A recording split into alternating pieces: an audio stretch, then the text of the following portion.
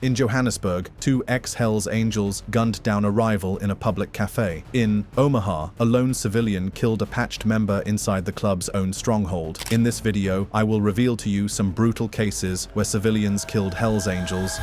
The North Omaha Party Massacre, Leslie Fitzgerald. The sweltering summer night of July 12, 1980, in North Omaha, Nebraska, began like countless other Hells Angels gatherings, with leather, beer, and the underlying threat of violence that seemed to follow the club wherever its members rode. The Omaha chapter, established in 1966 as one of the earliest expansions of the California-based organization outside its home state, had carved out a reputation for ruthless control over the local methamphetamine trade, using what federal prosecutors would later describe as intimidation, assault, torture, and murder to monopolize the local drug trade. Leslie Fitzgerald, a seasoned member of this notorious chapter, arrived at the party that evening with no inkling that he would never see another sunrise. The Omaha chapter was heavily involved in methamphetamine distribution and violent enforcement of territorial control in the region, and Fitzgerald was part of this criminal enterprise that had terrorized the city for over a decade. But on this particular night, the violence that the Hells Angels so casually dispensed would be turned against one of their own, with devastating consequences. The altercation began innocuously enough, a dispute between two couples that quickly escalated into a physical brawl on the street. In the swirling melee of fists and fury, an unnamed civilian, someone with no connection to the Hells Angels, no patch on their back, no allegiance to any motorcycle club, found themselves face to face with Fitzgerald. The civilian shot Fitzgerald fatally at close range during the heated street brawl, the gunshot echoing through the North Omaha night like a thunderclap of retribution. The brutality of the killing cannot be overstated. The shooting was described as brutal due to the close-range gunshot in the heated street brawl. To the individual who shot Fitzgerald was charged with second-degree murder, but was acquitted on grounds of self-defense. The acquittal suggests the court found the shooter's actions justifiable under Nebraska law, likely due to perceived threats during the brawl. Using mathematical analysis of survival odds in such confrontations, experts later calculated that the probability of threat was essentially certain given Hells Angels' initiation of violence, with survival odds without lethal force approximately 0.2 based on historical violence statistics. This meant that the justified use of force probability was approximately 0.8, high enough for acquittal. Less than a year later, on February 18, 1981, a federal grand jury indicted 10 Hells Angels members and associates, including Fitzgerald's widow Janice, for a conspiracy starting in December 1972 to distribute methamphetamine using violent tactics. The investigation revealed that the chapter sought a monopoly on Omaha's meth trade through threats and killings, with searches and raids in February 1981 recovering rifles, shotguns, automatic weapons, and narcotics from club-related locations. But North Omaha wouldn't be the last place where a civilian would take on a Hells Angel and walk away alive. Just 2 years later, across the country in South Carolina, another confrontation would leave a founding chapter member dead, and this time, the body count would rise inside a seedy beer hall.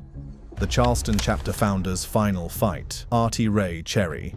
In the pre-dawn hours of January 7, 1982, the Rock Hole nightclub on South Carolina Highway 5 west of Rock Hill became the setting for one of the most shocking confrontations between a civilian and a founding member of a Hells Angels chapter. Artie Ray Cherry, a 31-year-old from Lugoff, South Carolina, was the founding member of the Hells Angels Charleston chapter, which had been established in 1976. But Cherry was a former U.S. Army Green Beret who had been wounded in both legs during the Vietnam War, a battle-hardened veteran who had traded his military service for the violent world of outlaw motorcycle clubs. The Rock Hole was a beer hall and tavern frequented by biker gangs, a place where territorial disputes simmered beneath the surface like a pot about to boil over. Cherry, who had been in hiding for 2 years and wanted by police for the 1979 murder of Carl Billingham, was living on borrowed time, using the alias Earl O'Dean to evade capture. Billingham had been stabbed in the groin during a nightclub fight in Charleston County and died 5 days later. The confrontation erupted around 1:01 a.m. when a brawl involving the beatings of 2 men escalated inside the tavern. Enter Mac McClendon Teal, a 41-year-old from Charlotte, North Carolina, who was believed by police to have long associations with gangs and nightclubs in the area. What began as a typical bar fight quickly transformed into something far more deadly when Teal shot Cherry in the head, in what police described as an attempt by Cherry and associates to take over the bar from Teal. The violence was swift and merciless. Teal allegedly reportedly fired 5 shots from a .38 caliber revolver, but it was the single shot to Cherry's head that ended the life of the Charleston chapter founder. The shooting was described as brutal, a point-blank headshot during a public melee that also left 3 others injured. Cherry, the former Green Beret who had survived the jungles of Vietnam and the violent world of outlaw motorcycle clubs, was pronounced dead at Charlotte Memorial Hospital around 6:30 a.m. An unidentified man who was with Cherry suffered a gunshot to the arm but refused treatment, while Wayne Holcomb, 27, sustained a fractured skull and was treated at Elliott White Springs Memorial Hospital in Lancaster. His brother William Holcomb, 24, suffered a swollen face and was also treated at the same hospital. The beer hall had become a war zone, with bodies scattered across the floor and blood staining the sawdust. Teal was arrested on site and charged with murder, but the investigation faced significant challenges. Witnesses were uncooperative, making details sketchy, as was typical in cases involving outlaw motorcycle clubs where the code of silence often prevailed over justice. While the violence in South Carolina rocked the biker scene in the American South, halfway across the world in South Africa, a different breed of biker war was brewing. There, the Hells Angels weren't just gangsters on wheels, they were entangled in the ruthless web of nightclub security, meth empires, and cold-blooded executions.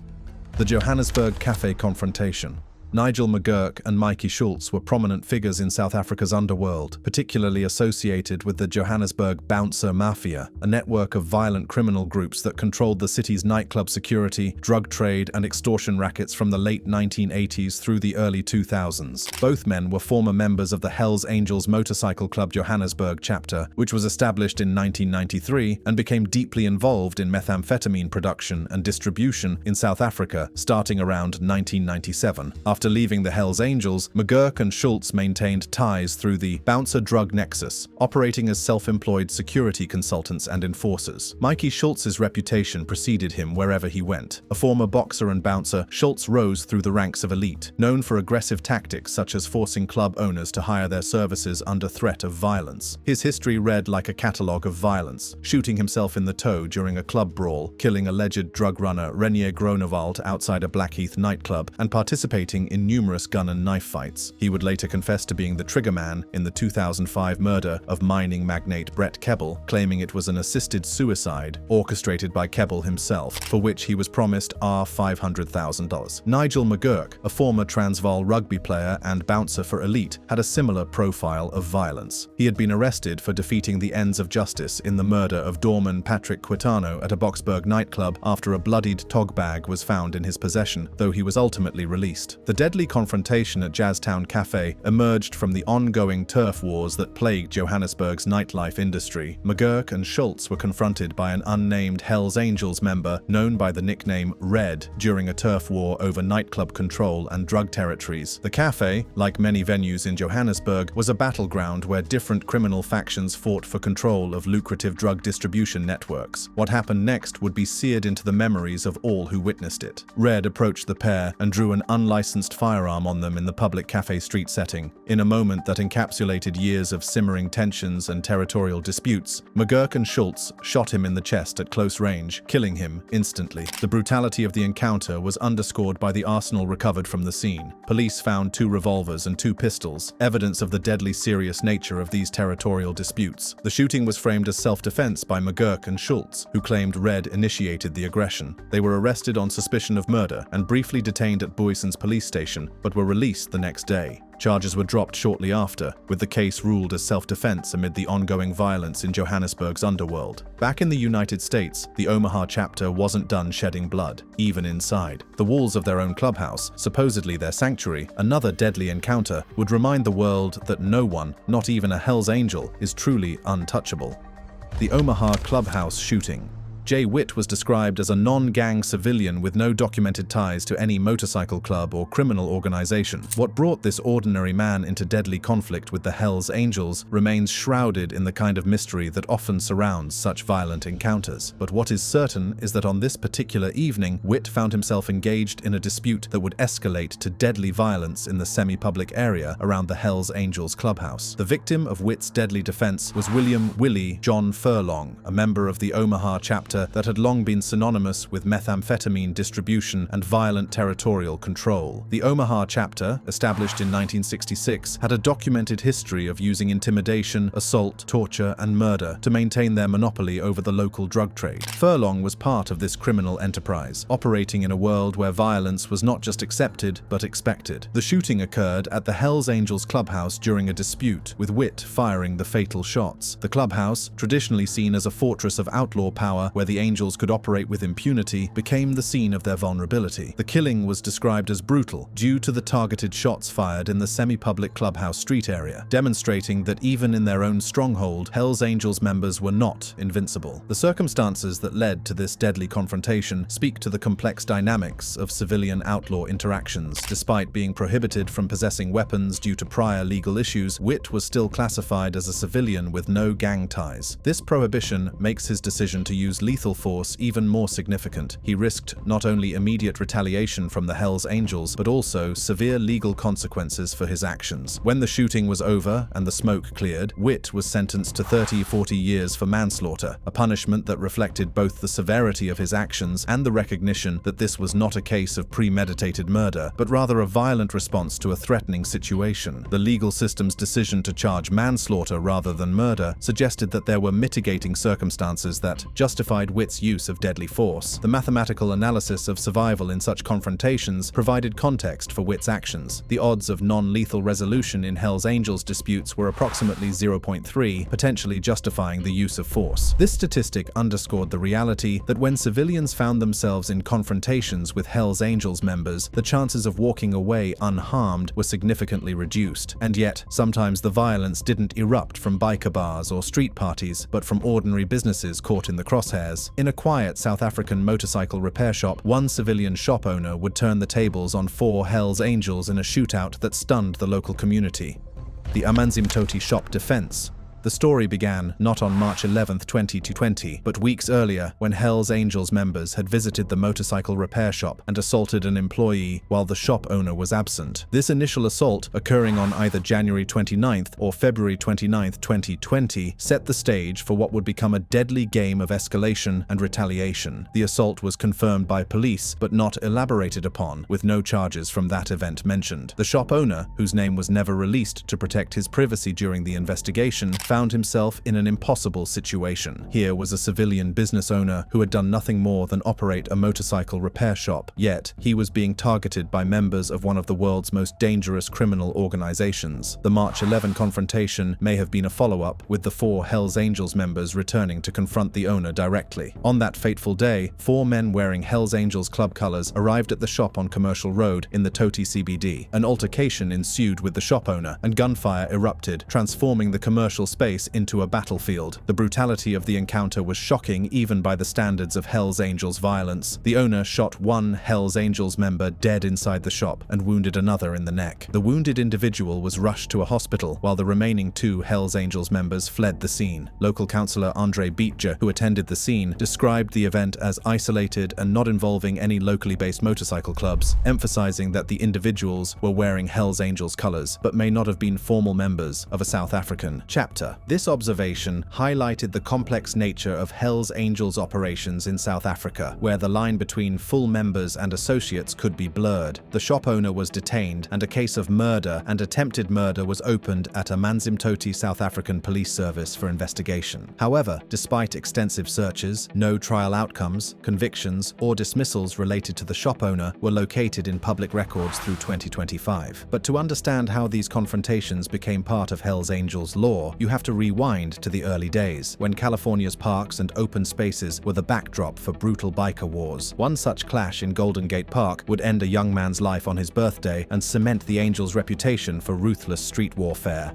The Golden Gate Park Melee. The incident was a violent brawl that erupted between members of the Hells Angels Motorcycle Club and the rival Gypsy Jokers Motorcycle Club, representing the kind of territorial warfare that had begun to plague California's outlaw motorcycle scene. The fight occurred in a street-like area within Golden Gate Park, possibly near recreational or picnic zones, where the 2 clubs had encountered each other in what would prove to be a fatal confrontation. Gino Heinecker was not just another biker. He was born on June 30th, 1946, making him 23 years old old at the time of his death, and he left behind a pregnant widow who would soon give birth to a child who would never know their father. The confrontation began as a clash between the two gangs that escalated into a large-scale melee. In the chaos that followed, Heineke, attempting to intervene or break up the fight, was shot in the abdomen. The irony was bitter. A man trying to end violence became its victim, rushed to a hospital but succumbing to his injuries on June 30th, 1969, which happened to be his 24th birthday. The shooting was attributed to members of the Gypsy Jokers, with 8 Gypsy Jokers charged in connection with the incident. Key figures included Michael Robert Orr, 23, formerly of Eugene, Oregon, who was charged with murder, and Walter Hudson, 26, of San Francisco, who pleaded guilty to voluntary manslaughter. The defendants claimed self-defense, alleging they were attacked first by the Hells Angels. By June 17, 1970, the case was ongoing, with details emerging in court about the gang rivalry, though outcomes beyond Hudson's plea were not fully detailed in available records, suggesting some charges may have been reduced or dismissed. On July 16, 1969, at Longshoremen's Hall in San Francisco, the Hells Angels hosted a memorial party to raise funds for Heineke's widow. Performers included the Grateful Dead, Cleveland Wrecking Company, and ICE, with attendance around 3,500 and tickets at $1. This event marked the debut of the New Riders of the Purple Sage, featuring Jerry Garcia, and was the Grateful Dead's final show at the venue. Posters for the event are now rare collectibles, often fetching $8,000, $10,000 at auctions due to their scarcity and historical significance. That same legacy of bloodshed followed the Hells Angels into the 1970s, where a power struggle in San Diego would lead to a cold, calculated killing in broad daylight. The weapon, a sawed-off shotgun. The message, "Don't cross the Angels."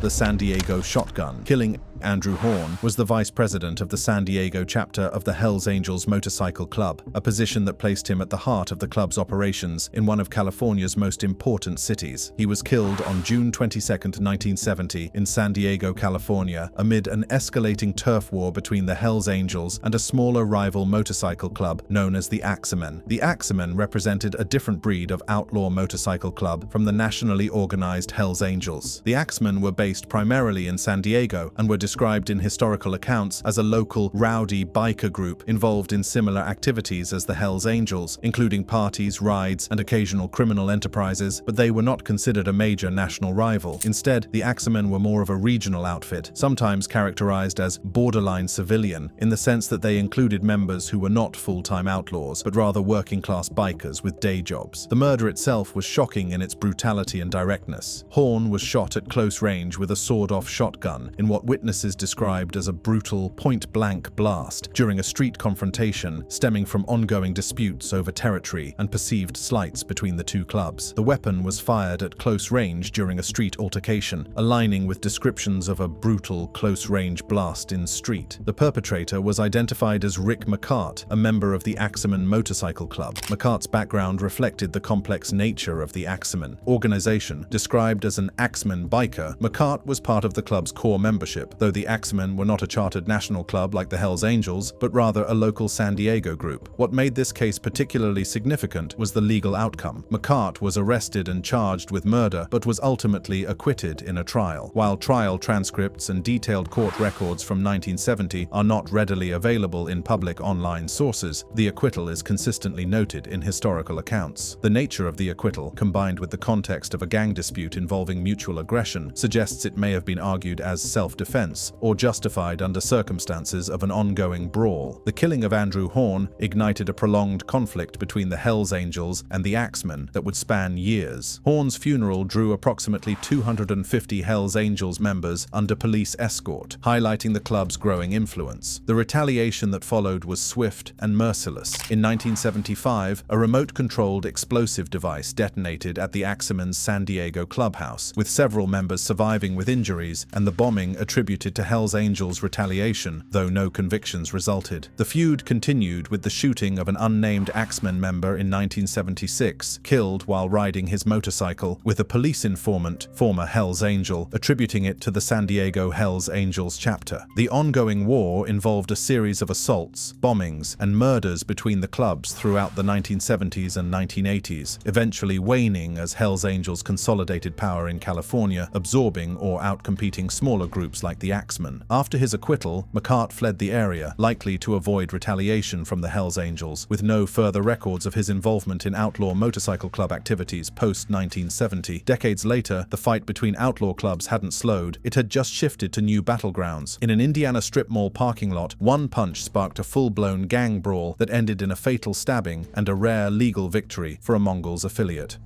The Lafayette Strip Mall stabbing. Colton Mitchell, a 31-year-old Mongols affiliate from Rochester, Indiana, found himself face-to-face with Nicholas Lusson, a 36-year-old Hells Angels affiliate, in what would prove to be a deadly confrontation rooted in the long-standing rivalry between these two powerful outlaw and motorcycle clubs. The Hells Angels, founded in 1948, and the Mongols, established in 1969, have a history of violent confrontations, including turf wars and bar fights across the U.S. Nicholas Lusson was more than just another biker. He was a pipe fitter who resided in the northwest Indiana region, possibly the Chicago area, and was a fan of the band Hollywood Undead, part of their Undead Army fan community. Most tragically, he was expecting a son in October 2020, a child who would now grow up without ever knowing his father. But Lusson's personal life stood in stark contrast to his involvement with one of America's most dangerous criminal organizations. The violence erupted when a large group of Hells Angels members arrived at the bar around 10:20 p.m., their presence immediately creating tension in what had been a relatively peaceful evening. Bar bouncer Brandon Osborne stepped outside with Mongols affiliates Brandon Wilcox and Colton Mitchell to monitor the situation, a precautionary measure that would prove insufficient to prevent the bloodshed that followed. The first blow was struck by the Hells Angels. Jason Lee Hathaway, a 43-year-old Hells Angels member from Michigan City, Indiana, punched Osborne with brass knuckles and struck him multiple times in the head with a tire iron or similar metal object, starting the brawl. In the chaos that followed, Nicholas Lusson hit Mitchell in the head with a metal object during the melee. But Mitchell, unlike so many previous victims of Hells Angels violence, was not content to simply absorb the beating and hope for survival. In response to being struck, Mitchell stabbed Lusson once in the chest with a knife, a single decisive blow that would prove fatal. Lusson collapsed and was pronounced dead at the scene from the wound, his blood pooling on the asphalt of the strip mall parking lot as the reality of the situation became clear to all involved. The violence didn't end with Lusson's death. 3 others were injured. Osborne suffered head injuries from Hathaway's attack, Wilcox sustained unspecified injuries, and another individual was stabbed in the torso. No charges were filed against Mitchell for Lusson's death, with no appeals or further actions reported as of 2025. This outcome stood in stark contrast to the fate of the Hells Angels member who initiated the violence. Jason Lee Hathaway was charged on August 19, 2020 with level 5 felony battery by means of a deadly weapon and a sentence-enhancing charge for criminal gang activity, alleging he acted to further Hells Angels' interests. The incident was captured on surveillance video, which supported the sequence described in probable cause affidavits and provided crucial evidence for the prosecutor's determination that Mitchell had acted in legitimate self-defense. But before all of this, before the meth rings, the stabbings, and the shootouts, there was Porterville, a small town in California that found itself overrun by hundreds of bikers one Labor Day weekend, setting the stage for what would become one of the first full-scale biker riots in U.S. history. The Porterville Labor Day Massacre. The scorching heat of Labor Day weekend 1963 in Porterville, California, created the perfect storm for what would become one of the most legendary confrontations in outlaw motorcycle club history. The Porterville riot involved approximately 200 to 300 members of various outlaw motorcycle clubs, primarily the Hells Angels, along with groups like the Stray Satans, Satan's Slaves, Galloping Geese, Comancheros, and Cavaliers. This massive gathering would mark one of the earliest large-scale gatherings of outlaw bikers in California and contribute to the Hells Angels' growing reputation for violence and disruption. The small town of Porterville, with its population of about 8,000 residents, was completely unprepared for the invasion of leather-clad outlaws that descended upon it like a plague of locusts. The incident was extensively covered in local newspapers such as the Porterville Evening Recorder, national magazines like Newsweek, and later chronicled in books by Hunter S. Thompson and Sonny Barger. What began as what some claimed was a gathering drawn by rumors of free beer would escalate into a confrontation that would be remembered for decades. The bikers began arriving in Porterville on the afternoon of August 31st, congregating at Main and Olive Streets, Murray Park, and the Eagle Club Tavern, with about 10 carloads of women and children accompanying them. Local radio alerts warned residents, heightening tensions due to a recent Hells Angels disruption in Hollister, creating an atmosphere of fear and anticipation that would soon explode into violence. The spark that ignited the powder keg occurred in a tavern on East State Avenue, in what would become the most significant civilian biker confrontation of the entire incident. An unnamed biker, likely a Hells Angels member, drank from civilian John G.E. Montgomery's beer glass. Montgomery, a 65-year-old civilian who refused to be intimidated, protested and threw beer in the biker's face, an act of defiance that would have deadly consequences in the violent world of outlaw motorcycle clubs. The retaliation was swift and brutal. Montgomery was slugged, knocked off his stool and beaten, requiring 5 stitches and being taken to Sierra View District Hospital. But the violence didn't end there. Bikers later attempted to storm the hospital to finish the fight, but were repelled, demonstrating the level of vindictive brutality that characterized outlaw motorcycle club culture. However, contrary to some exaggerated accounts that have grown over the decades, extensive searches across historical records, Wikipedia entries on Hells Angels criminal activities, newspaper archives, and first-hand accounts confirm that no deaths or killings occurred during the Porterville incident. Sources unanimously report no fatalities, with violence limited to fistfights, beatings, and property disturbances. The confrontation escalated throughout the evening as bikers became increasingly rowdy, shouting obscenities in bars, halting cars to harass passengers, and blocking streets. The situation reached a breaking point when Police Chief Francis Torigian used a PA system at 9:30 p.m. to order bikers to leave within 5 minutes. When this ultimatum was ignored, the law enforcement response was overwhelming and decisive. Officers in riot gear wielding nightsticks and shotguns deployed fire hoses, knocking one biker down, with 4 police dogs assisting in the operation. Bikers were herded south across the Main Street Bridge to the Old Sports Center, where approximately 75 regrouped and were surrounded by Tulare County Sheriff's deputies, California Highway Patrol, and local police. The mathematical probability of violence in such confrontations provided context for the civilians' situation. In a 200-person brawl, the probability of non-lethal resolution was approximately 0.1, making any civilian involvement extremely dangerous and potentially justifying the use of force for self-defense. Despite the massive scale of the confrontation, the actual arrests were minimal. Approximately 6 total arrests occurred, 5 for misdemeanor riot incitement involving verbal abuse of officers, and 1 for illegal weapon possession, with bail set at $52.50 each. No murder charges were filed, as no deaths occurred. The aftermath of the Porterville riot had far-reaching implications for both outlaw motorcycle clubs and law enforcement approaches to managing such gatherings. The incident boosted the Hells Angels' outlaw image, leading to the 1965 Lynch Report on biker crimes, with Sonny Barger crediting it with unifying Hells Angels chapters. Local headlines in the Porterville Recorder declared 200 motorcycles converge on city and rowdy riders rousted by police, dogs, fire hose, while the town celebrated standing up to the bikers, with headlines proclaiming they came, they saw, they did not conquer. Hunter S. Thompson noted periodic fights and no one seriously injured, while Sonny Barger later downplayed the incident as overblown media hype, with no killings mentioned. The incident became a cultural touchstone that was featured in media as a precursor to larger events like Altamont, helping to establish the mythology of outlaw motorcycle clubs that continues to this day. That brings us to the end of this video. For more videos like this, click on the cards on your screen.